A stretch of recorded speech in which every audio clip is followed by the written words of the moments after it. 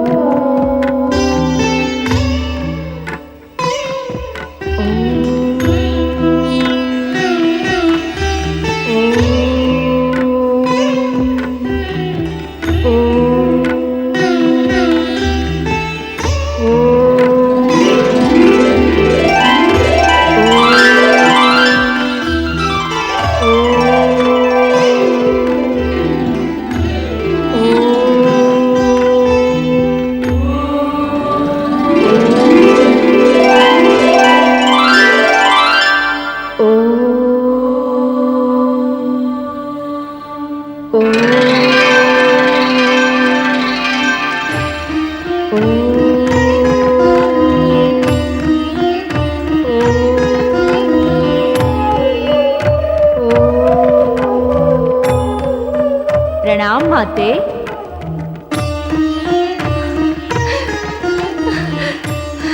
मेरा पुत्र।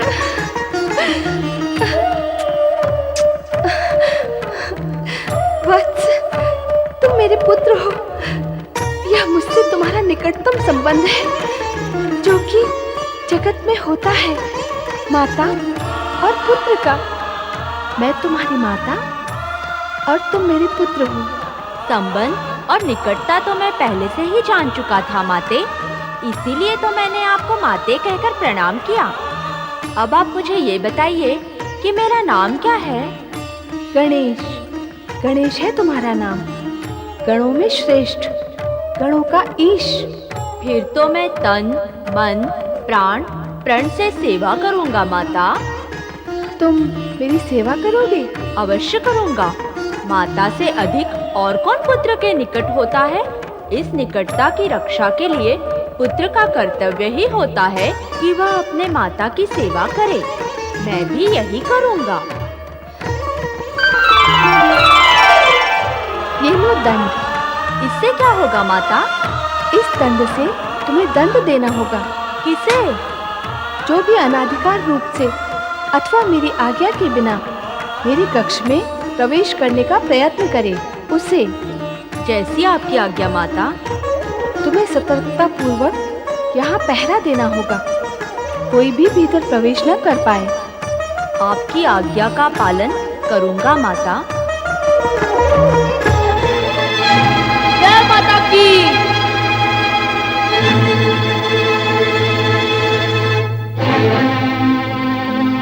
सावधान, अगर अपनी कुशलता चाहते हो तो एक बार आगे न बढ़ाना। हे धृष्ट बालक, मेरा मार्ग अवरुद्ध करने वाला तू कौन है? मेरे स्थान पर खड़े होकर मुझसे प्रश्न करते हो कि मैं कौन हूँ? पहले बताओ कि तुम कौन हो? मैं महादेव हूँ, मुझे भीतर जाना है। आप महादेव हो, आदिदेव हो या परम देव हो अथवा देवों के भी देव हो, इससे मुझे कोई संबंध नहीं। मैं आपको भीतर नहीं जाने दूंगा। क्यों? माता की आज्ञा है। कौन हो तुम और कौन है तुम्हारी माता? जो मेरी माता के विषय में नहीं जानता वो कुछ भी नहीं जानता, और जो कुछ भी नहीं जानता उसे मैं नहीं मानता।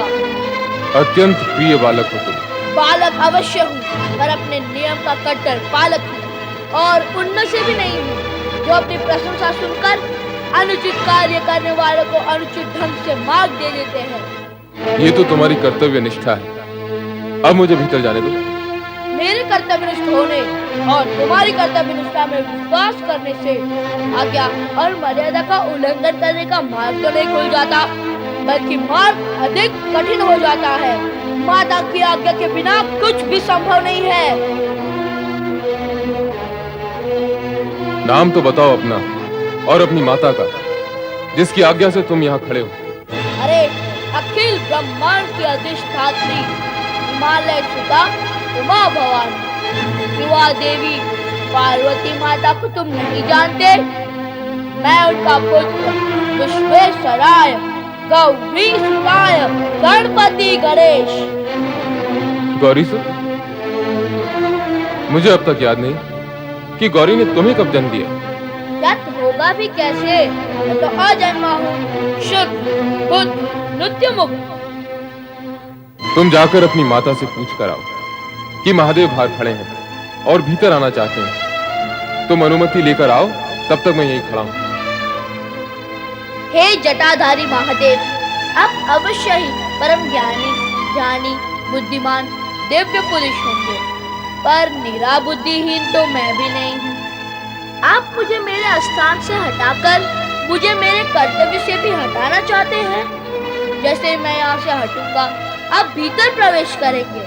नहीं नहीं नहीं, मैं यहाँ से कदापि नहीं हटूंगा। हठी बालक, तू हटेगा कैसे? माता ने डटने के लिए कहा है, हटने के लिए नहीं। ये किससे पाला पड़ गया कैलाशपति? तू जानता है 14 ब्रह्मांडों में मेरे मार्ग को अवरुद्ध करने का दुस्साहस कोई नहीं कर सकता। तू बालक है इसलिए। नहीं तो क्या युद्ध करने का विचार है? आ जाओ। बालक छोटा मुंह और बड़ी बात करता है। बड़ों के मुंह से बड़ी बात निकलेगी नहीं, छोटों के मुंह से आप बड़ी बात निकालने दोगे नहीं तो बड़ी बात जाएगी कहाँ? वैसे युद्ध के विषय में क्या विचार है? राजाल, हट जा नहीं तो बालक पर वार करना उचित नहीं। मेरे गण तुझे मेरा विचार बताएंगे, मेरे गण तुझे सद्बुद्धि देंगे। गणेश को गण सुबुद्धि देंगे? बंद करो ये सब। आप क्रोध में हैं स्वामी? क्रोध का कारण है, इसलिए क्रोध में हूँ। क्या कारण है भगवान? वो दुष्ट बालक जिसने हमारा मार्ग रोका है। वो बालक कौन है भोलेनाथ, और कहाँ उसने आपका मार्ग रोका है? नंदी, तुम्हारी भी मति मारी गई है। एक तो उस बालक ने दृष्टा की, और अब तुम प्रश्नों की बौछार कर रहे हो। पार्वती के कब्र पर वो खड़ा है और उसने हमें भीतर जाने से रोका है। जाओ, जाकर पता लगाओ वो बालक कौन है और कहां से आया है। बातें तो वो बड़ी बड़ी कर रहा है, पार्वती से अपना संबंध जोड़ रहा है। जाओ, जाकर उसे तुरंत वहां से हटाओ। जाओ। जैसी आपकी आज्ञा भोलेनाथ। आओ भृंगी, चलो मेरे साथ।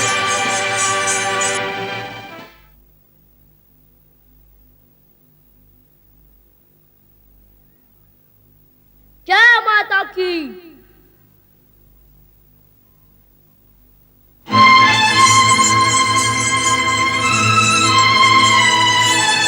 सावधान, एक बार भी माता की कक्ष की ओर बढ़ाया तो माता का नाम लेके माथा फोड़ दूंगा तुम सबका। बालक तो बड़ा उद्दंड है। उद्दंड नहीं, हाथ में दंड है, और ये दंड मर्यादा का उल्लंघन करने वालों को दंडित करने के लिए है। बातें तो बड़ी बड़ी करता है, पर तू है कौन? तुम्हें छोटी छोटी बात सुनने का चाव है क्या? इतना बड़ा शरीर बड़ी बात नहीं झेल सकते, तो फिर तू मेरा बड़ा प्रहार क्या झेल सकेगा? मैंने पूछा कौन है तू? चिल्ला मत। ये आवश्यक नहीं कि मैं तेरे हर प्रश्न का उत्तर दूं, फिर भी देता हूँ। मैं अपनी माँ का पुत्र हूँ। अपनी माँ के पुत्र तो सभी होते हैं, पर तू यहाँ कहाँ से आ टपका? अपनी वाणी और भाषा को वश में रख। मैं कोई जल की बूंद नहीं जो टपक पड़ूं। मैं माँ का पुत्र हूँ, आया हूँ, प्रकट हुआ हूँ। प्रकट हुआ हूँ? क्यों हुए हो? किसने कहा था प्रकट होने के लिए? किसने कहा था प्रकट होने के लिए? अरे उत्तन, अपने से बड़ों की नकल करता है। बड़ों की नकल करने की ही रीति है, छोटों की नकल बड़े करे ऐसा नहीं होता है। बातें तो बड़ी बुद्धिमानी की करता है। कार्य और भी अधिक बुद्धिमानी का करता हूँ। नहीं, कार्य तो तूने दुष्टता का किया है। कैलाशपति भगवान शिव शंकर को माता पार्वती के कक्ष में जाने से रोककर तूने उनका अपमान किया है। भगवान भोलेनाथ की आज्ञा है कि तुमको यहाँ से हटा दिया जाए। मुझे क्या हटाओगे? पहले मेरे पग को तो तने खिला के दिखाओ। अभी तुझे गेंद की तरह उछाल देते हैं, चलो।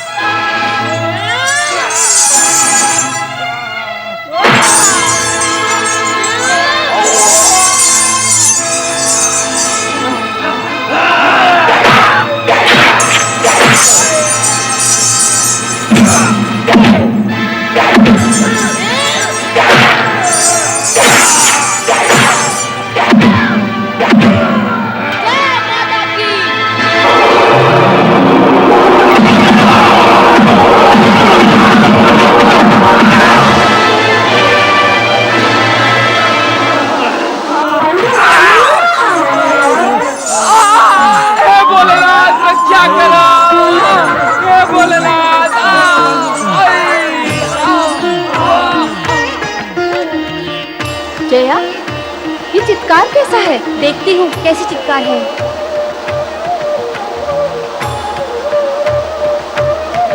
जय माता की।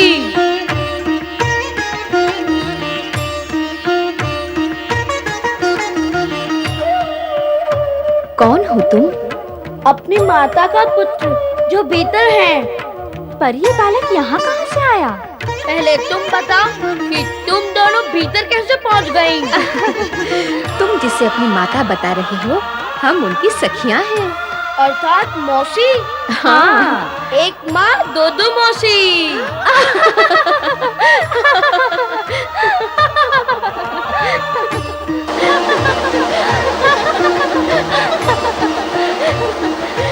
तुम गई थी चित्कार सुनकर और लौटी हो हंसते हुए, क्या हुआ?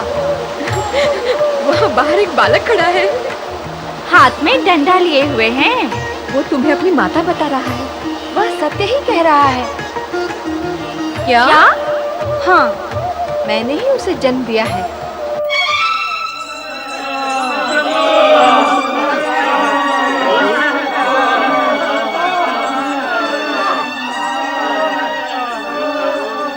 एक बालक के हाथों पिट गए तुम सब।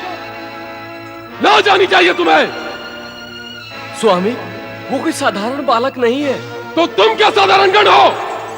उसके पास अद्भुत और अलौकिक शक्ति है। तुम्हारी शक्ति कहाँ गई? जाओ, जाकर तुरंत उसे पार्वती के द्वार से हटाओ। जाओ। भगवान, वो फिर भी ना माना तो देवी पार्वती से कहो उसे वहां से हटाए। जाओ। इस बार तुम निकट आए या कक्ष की ओर बढ़ने का दुस्साहस किया तो मैं तुम सबको उठाकर फेंक दूंगा। देखते हैं कौन किसको फेंकता है। इस बार यदि माता पार्वती की तरफ जाने से तुमने हमें रोका तो हम तुम्हें जीवित नहीं छोड़ेंगे।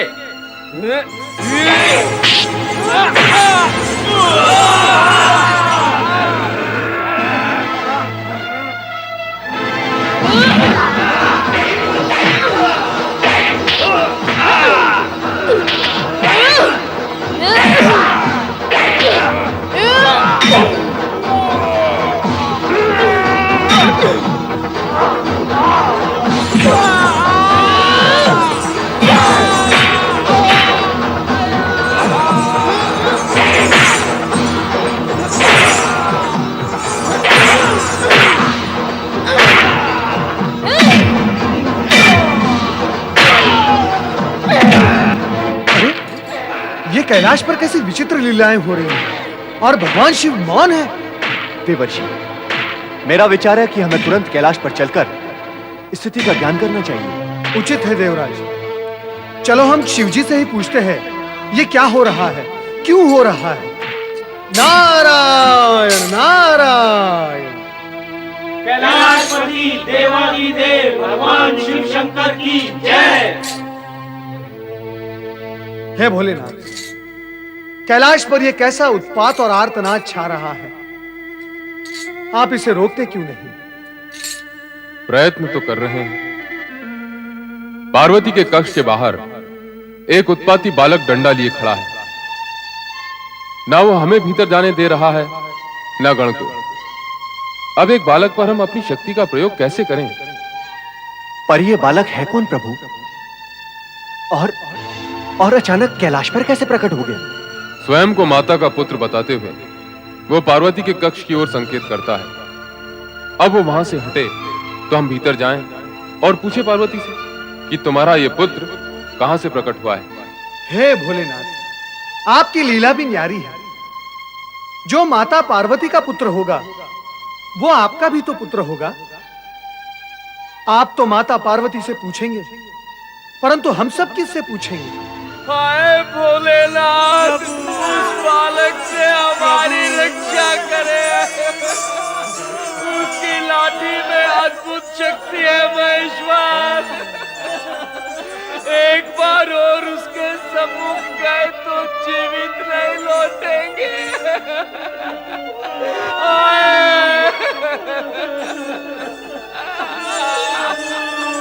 शांत हो जाओ नंदी महाराज, शांत हो जाओ।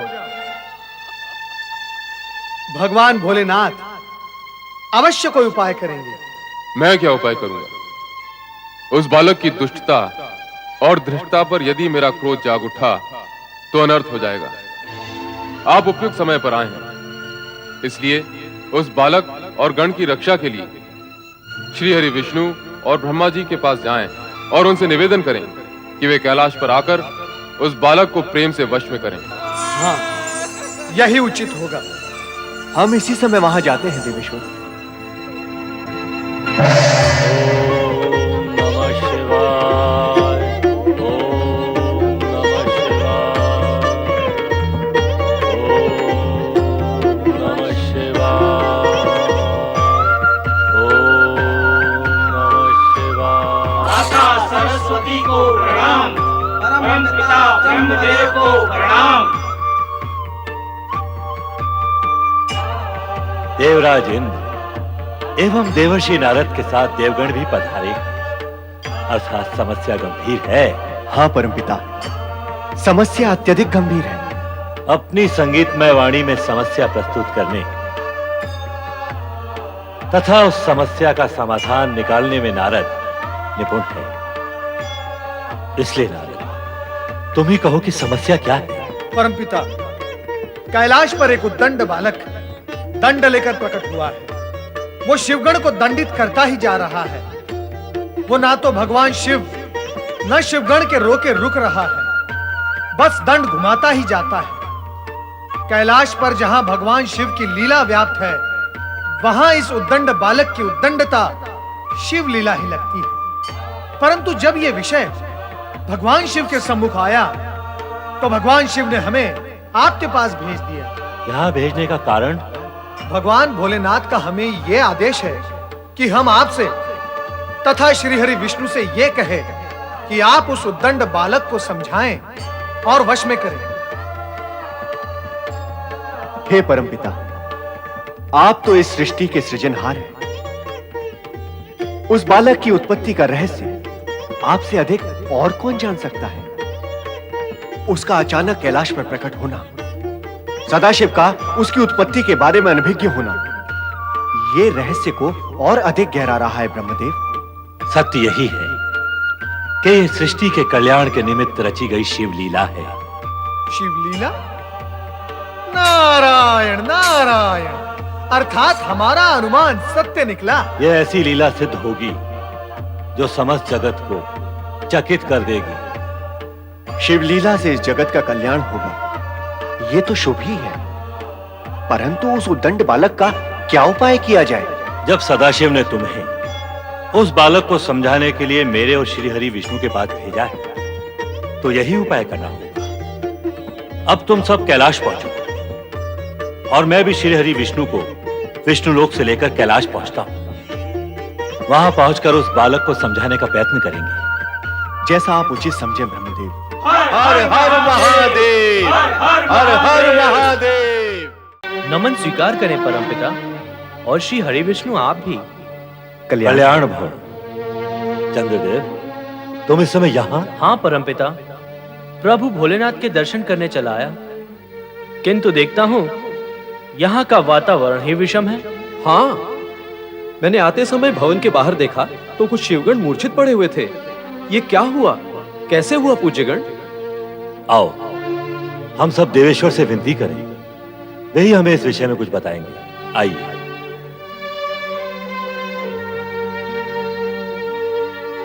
ओम नमो भगवते रुद्राय। महेश्वर, कहां है वो उद्दंड बालक? पार्वती के कक्ष के बाहर खड़ा है। आप सभी देवगण उस उद्दंड बालक को बस में करके कैलाश पर शांति स्थापित करें। आश्चर्य का विषय है, कैलाश में अशांति हो गई। कुमार, घोर आश्चर्य का विषय तो यह है कि भगवान भोलेनाथ की उपस्थिति में यह अशांति हो रही है। श्री हरि विष्णु जी, हमें वहां चलकर देखना चाहिए।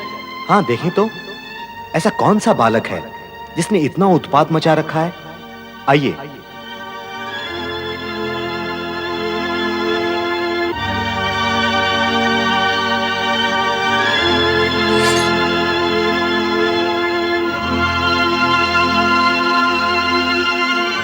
सावधान! मेरी माता के कक्ष की ओर बढ़ने का प्रयत्न कोई ना करे, इसी में सबका हित है। हम कक्ष में प्रवेश नहीं करना चाहते। तो फिर यहाँ क्यों आए हो? मुझे दर्शन देने या फिर मेरे दर्शन करने? दर्शन तो तुम्हारे कर ही लिए हैं, अब तो तुम्हें समझाने का कार्य शेष है। मुझे समझाने आए हो? अर्थात मुझे ना समझ लिया है? नहीं, ऐसा समझते तो तुम्हारे पास क्यों आते? हम तो तुम्हें यह समझाना चाहते हैं कि क्षमा करें पूज्यगण, समझने की आवश्यकता मुझे नहीं, आपको है। उचित यही होगा कि आप यहाँ से लौट जाएं। क्यों लौट जाएं? हम कार्य पूर्ण किए बिना यहाँ से नहीं लौटेंगे, तुम्हें द्वार से हटा कर जाएंगे। देवगण, हटाओ इस बालक को।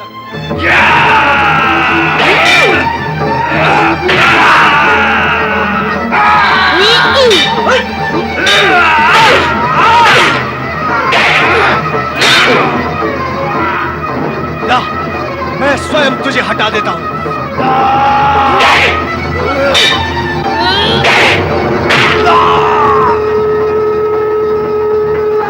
मैं सृष्टि का रचनाकार ब्रह्मा हूं। मेरी बात मानकर ये द्वार छोड़ दो, नहीं तो क्या?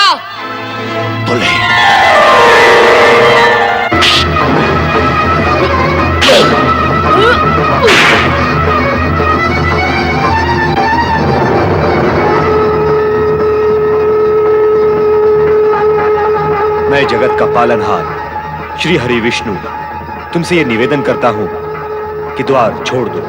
मेरी माता की आज्ञा के अनुसार ये संभव नहीं। नहीं।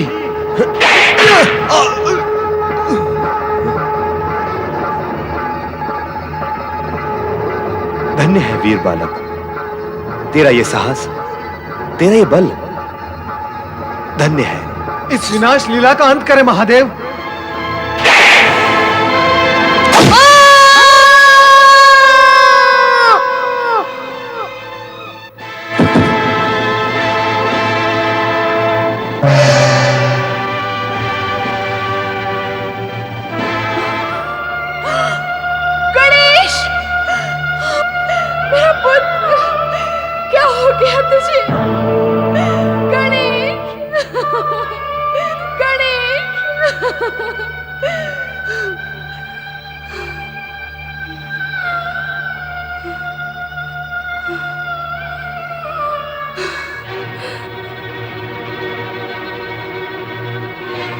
किसने किया ये दुष्कर्म?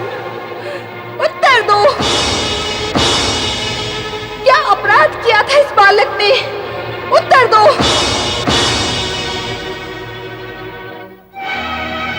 माता की आज्ञा का पालन करना क्या पुत्र धर्म नहीं? उत्तर दो।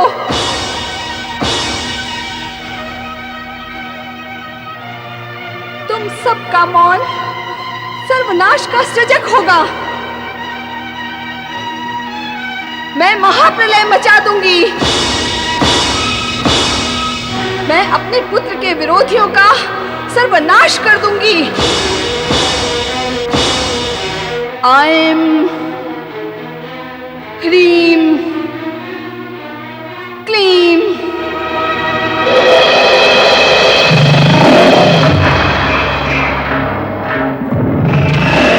कुष्मांडा देवी प्रकट हो।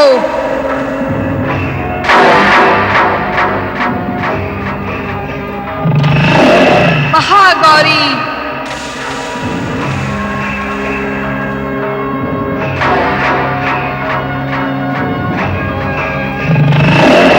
ब्रह्मचारिणी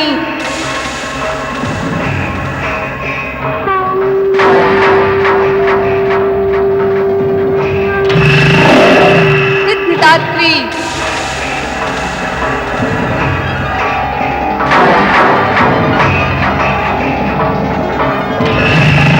कात्यायनी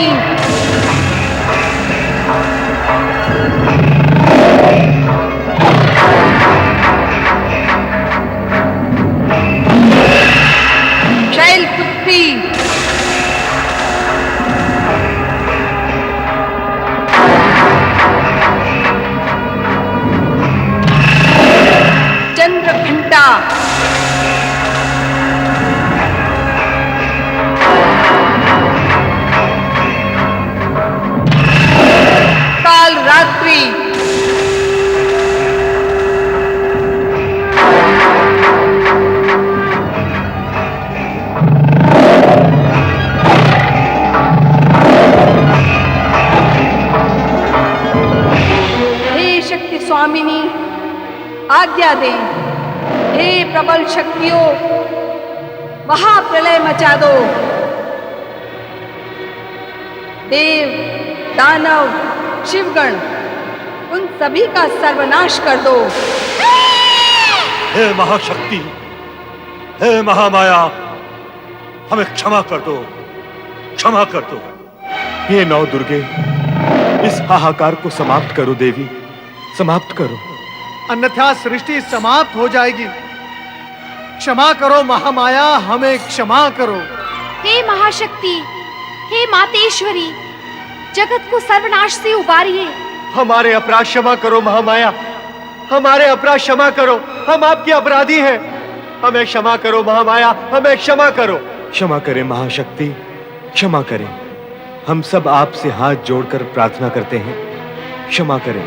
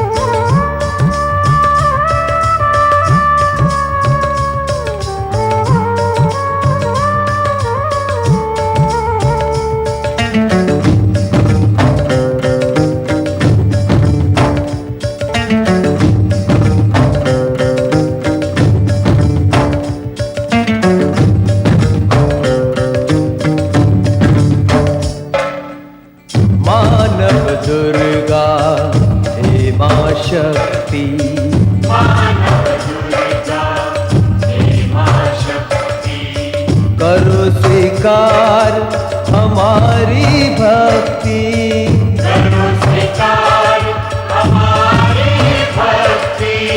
चरणों की रज डाल के हम पे दे दो भय बंधन से मुक्ति।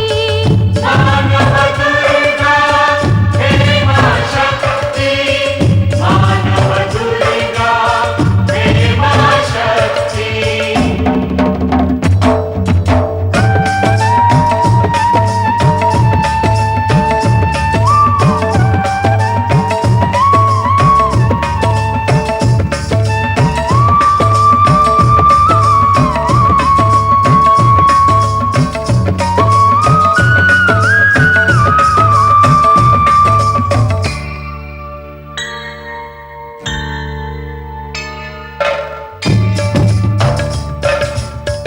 अष्टभुजी हो काल रात्रि, तुम ही दुर्गा मात भवानी।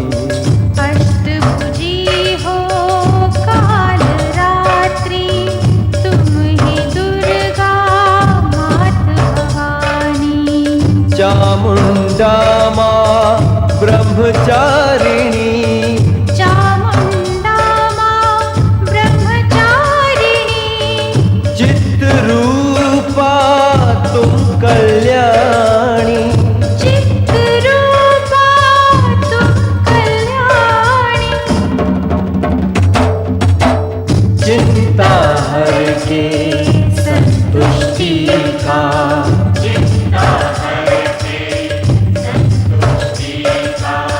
वर दे देती हो कात्यायनी।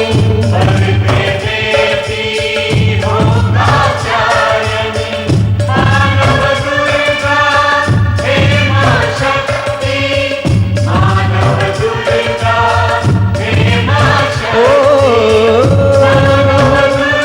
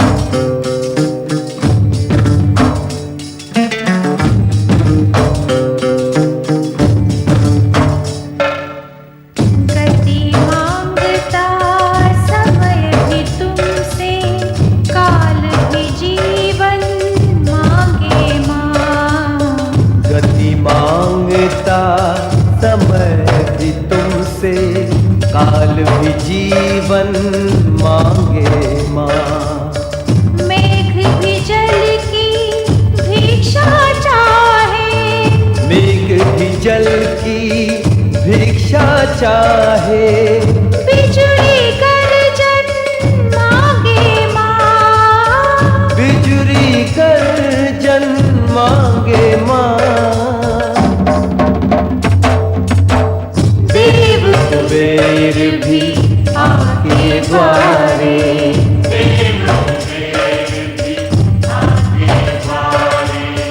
तुमसे अन्न धन मांगे माँ।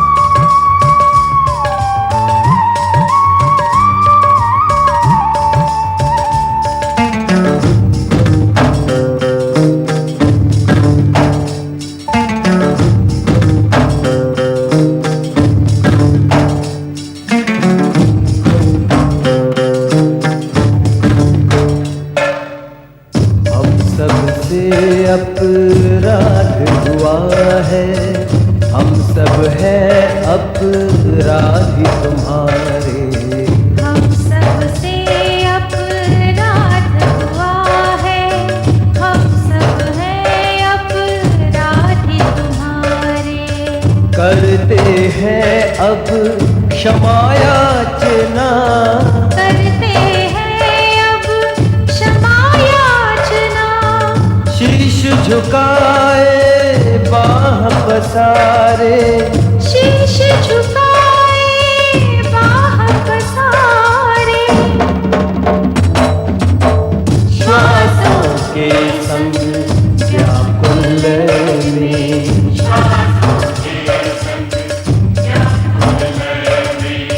पीड़ित मन रह रह के पुकारे।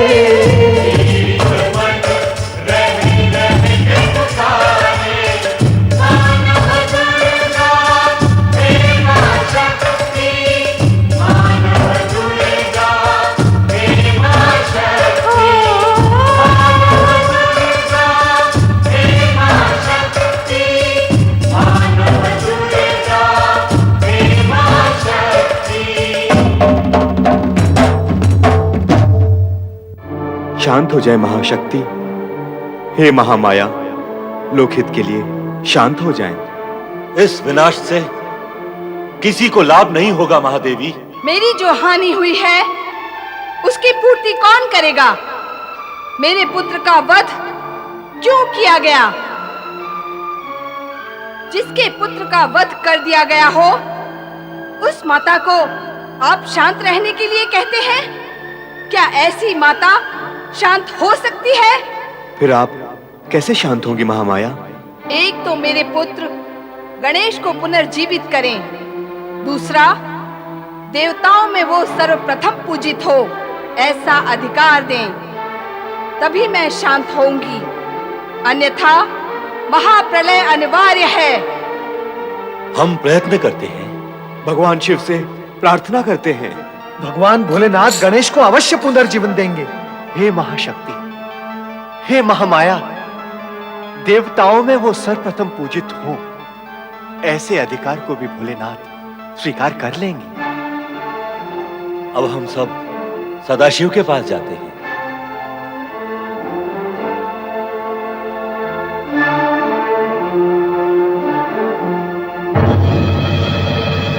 ऐं ह्रीं क्लीं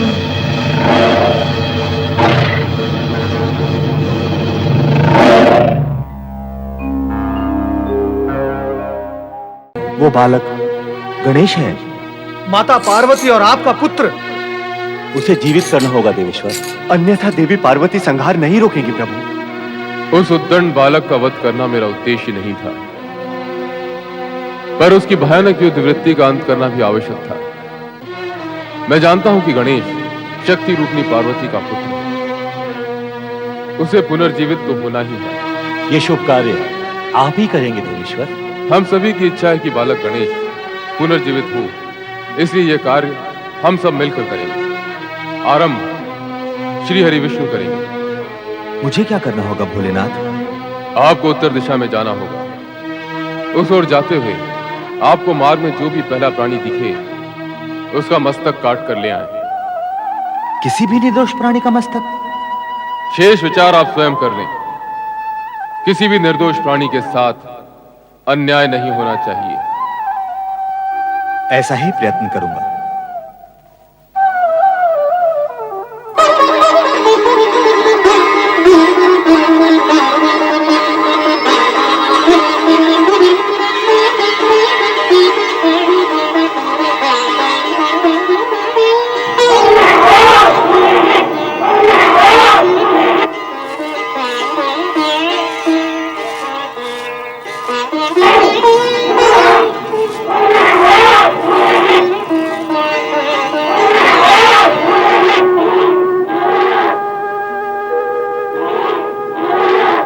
आपको उत्तर दिशा में जाना होगा।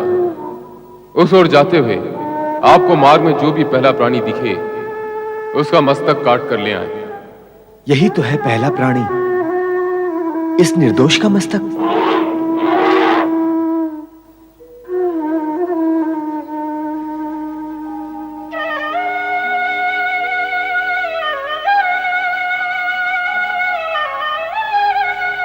ये तो ऐरावत हाथी है। ये निर्दोष नहीं है, ये श्रापित है जो स्वर्गलोक से पृथ्वीलोक पर पतित हुआ है। इसका मस्तक बालक गणेश के लिए उपयुक्त रहेगा।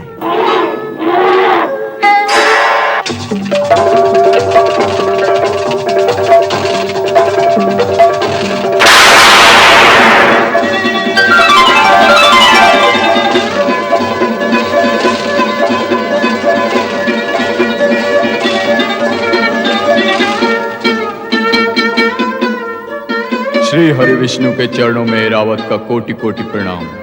आपके हाथों मेरा उद्धार हुआ और मैं श्राप मुक्त हो गया भगवान।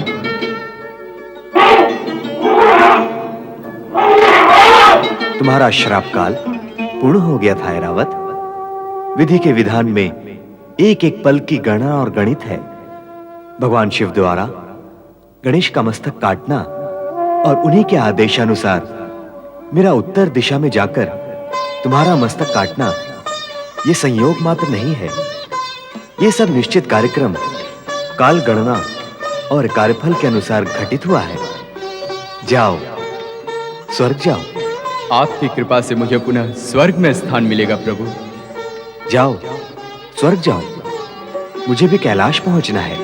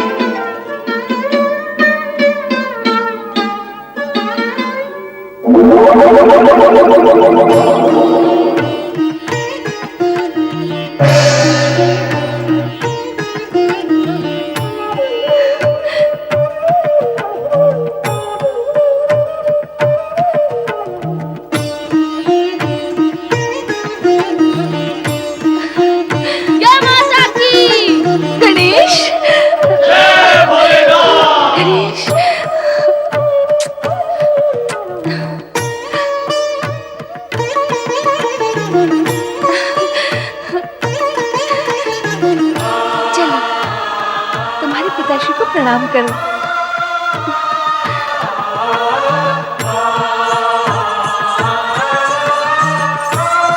प्रणाम पिताश्री। गणेश गजानन हो गए। गजानन हो गए। गणेश गजानन की जय। गणेश गजानन की जय। गणेश गजानन की जय। पार्वती, तुम्हारी एक मांग तो पूर्ण हो गई, एक और शेष है। उसे भी पूर्ण कर दें स्वामी। हाँ, आज से पुत्र गजानंद गणेश की देवताओं में सर्वप्रथम पूजा होगी, ऐसा मैं अधिकार प्रदान करता हूं। गजानन गणेश की पूजा किए बिना यदि कोई किसी अन्य देवता की पूजा करता है तो वो पूजा देवताओं को स्वीकार नहीं होगी। अतः गजानन गणेश सर्वप्रथम पूज्य देव माने जाएंगे। अवश्य सर्वप्रथम पूजनीय देव गणेश ही होंगे। प्रथम पूज्य देव श्री गजानन की जय हो। श्री गणेशाय नमः। पुत्र गजानन, अब तुम सभी देवताओं के पूज्य बन गए हो, इसलिए अब मैं ये घोषणा करती हूँ कि जो मनुष्य तुम्हें सिंदूर समर्पित करेगा, चंदन तथा पुष्पों से तुम्हारी पूजा करेगा, उसके समस्त विघ्नों का नाश होगा। श्री विघ्नेश्वराय नमः।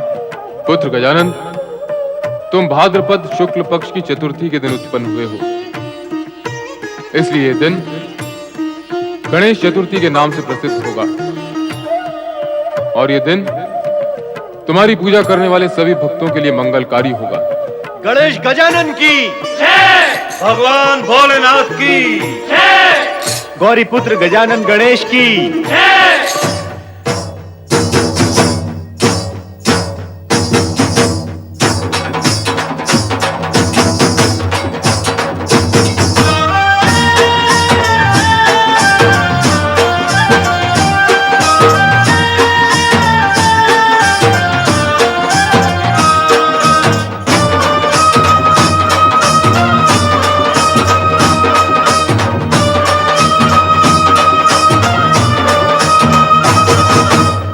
जय गौरी पुत्र गणेश, जय जय गौरी पुत्र गणेश, जय जय गौरी पुत्र गणेश, जय जय गौरी पुत्र गणेश। सर्वदेव के प्रथम पूज्य हो, परम हितैषी तुम हो हितेश। सर्वदेव के प्रथम पूज्य हो, परम हितैषी तुम हो हितेश। जय जय गौरी पुत्र गणेश, जय जय गौरी पुत्र गणेश।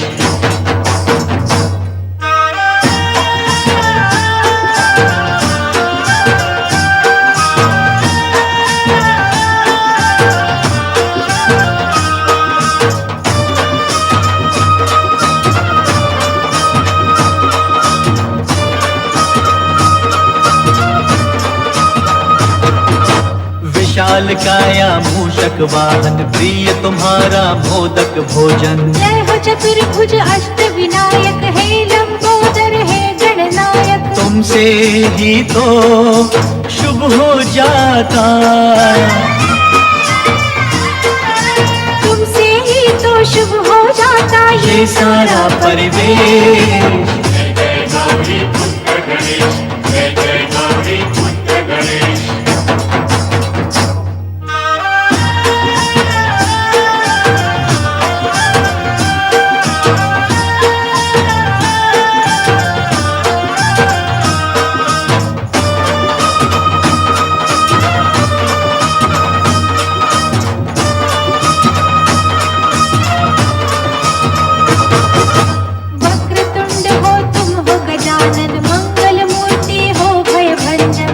सिद्धि के तुम हो दाता, भाग्य के भी भाग्य विधाता। तुमसे कटते तुम ही हरते, तुमसे कटते तुम ही हरते सबके कष्ट कलेश। जय जय गौरी पुत्र गणेश, जय जय गौरी पुत्र गणेश।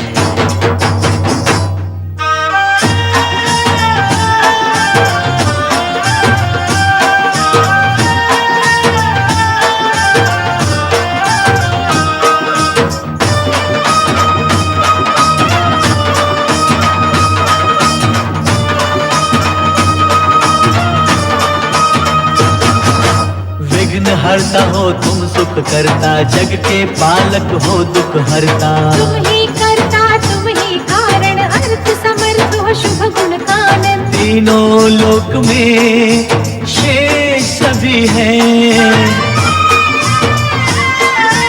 तीनों लोक में शेष सभी है, तुम हो देव विशेष। जय जय गौरी पुत्र गणेश, जय जय गौरी पुत्र गणेश।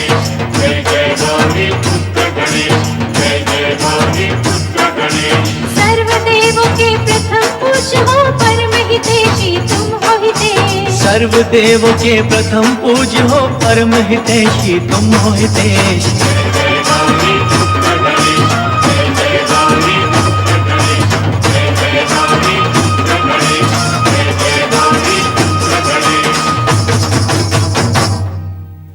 उसी समय से संपूर्ण जगत में श्री गणेश की पूजा प्रचलित हो गई। संपूर्ण आर्यावर्त में सिद्धिदायक, सुखकर्ता, दुखहर्ता के मंदिरों का निर्माण हुआ। इस प्रकार भाद्रपद शुक्ल चतुर्थी से गणेश देव व मानव के पूज्य बन गए। इस सुखद बेला में वे अपने अग्रज कार्तिकेय से मिले अवश्य, किंतु भविष्य का घटनाक्रम योग निद्रा में सोए श्री हरि विष्णु को कुछ अनोखे ही सत्य का संकेत दे रहा था।